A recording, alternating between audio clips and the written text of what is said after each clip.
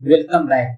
हमारे YouTube channel teacher रहमत पर विभिन्न बोर्ड और प्रतियोगी परीक्षाओं की तैयारी कराने के साथ साथ शिक्षक और शिक्षा से संबंधित हर प्रमुख खबरें पहुंचाई जाती है। अगर आप एक शिक्षक या शिक्षक अभ्यर्थी हैं तो आप हमारे YouTube चैनल को जरूर सब्सक्राइब करें। हम आपको हर गतिविधियों से अवगत कराएंगे। सबसे पहले हम भाग विधि से HCF निकालेंगे 14 और 140 का। भाग विधि से HCF कैसे निकाला जाता है मैं अभी आपको समझाता हूँ।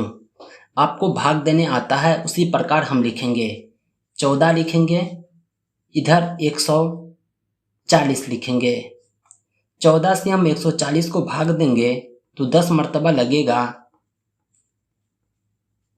शेष फल कुछ नहीं बचता है, यानी 14 और 140 का HCF हमें प्राप्त होता है 14। HCF का मतलब होता है हाईएस्ट कॉमन फैक्टर। HCF यानी 14 और 140 का जो कॉमन फैक्टर है उसमें हाईएस्ट 14 है, यानी 14 एक ऐसी संख्या है जो 14 और 140 दोनों को काट देगा। 14 से बड़ी ऐसी कोई संख्या नहीं है जो 14 और 140 दोनों को काट दे। हमारा अगला क्वेश्चन है 12 और 40 का एलसीएम कितना होगा। एलसीएम निकालने के लिए हम दोनों संख्या को लिखते हैं, उसके बाद हम छोटी से छोटी अभा संख्या से भाग देते हैं। एज फॉर एग्जाम्पल यहाँ पर हम 2 से देंगे क्योंकि 12 और 40 दोनों 2 से डिविजिबल है। 2 से 12 को भाग देंगे तो 6 मरतबा, 2 से 40 को 20 मरतबा। फिर हम 2 से भाग देंगे 3 मरतबा और 10 मरतबा। यहाँ पर कोई ऐसी संख्या नहीं है जो 3 और 10 दोनों को एक साथ काट दे, इसलिए एलसीएम जो हो जाएगा वो 2 गुने 2 गुने 3 गुने 10 हो जाएगा, यानी 2 दूनी 4 तिया 12 और गुने 10 यानी 120। 12 और 40 का एलसीएम आता है। कहने का मतलब ये हुआ कि 120 ऐसी छोटी से छोटी संख्या है जो 12 से भी डिविजिबल है और 40 से भी, क्योंकि एलसीएम का मतलब होता है लोएस्ट कॉमन मल्टीपल।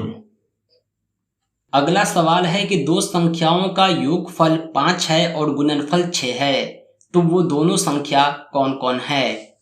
सवाल को अगर आप गौर से पढ़ेंगे तो पहला लाइन कहता है कि दो संख्याओं का योगफल 5 है। हमने मान लिया कि एक संख्या x दूसरा y है, उसका योगफल कितना दिया हुआ है 5।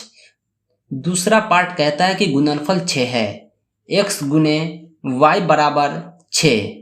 तब हमको पता करना है x का वैल्यू कितना होगा, y का वैल्यू कितना होगा।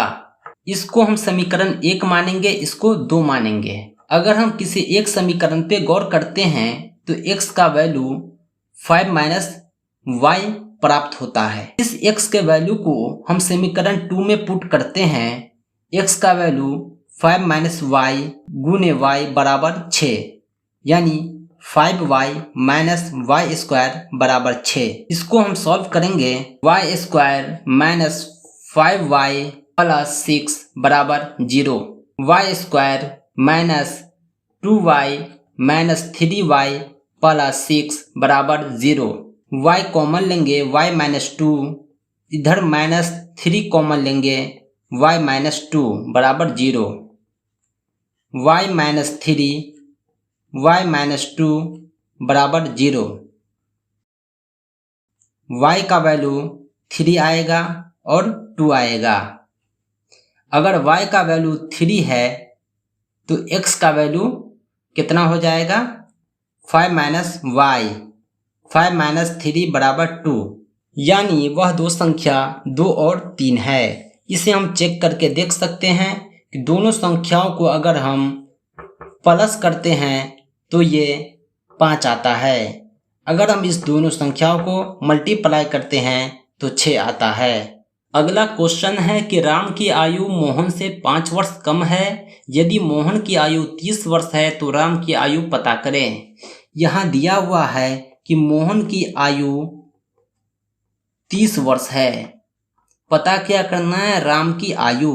और पहले लाइन में लिख दिया गया है कि राम की आयु मोहन से 5 वर्ष कम है, यानी राम की आयु जो है मोहन से 5 वर्ष कम है, यानी राम की आयु 25 वर्ष प्राप्त होता है। यही हो जाएगा सही आंसर।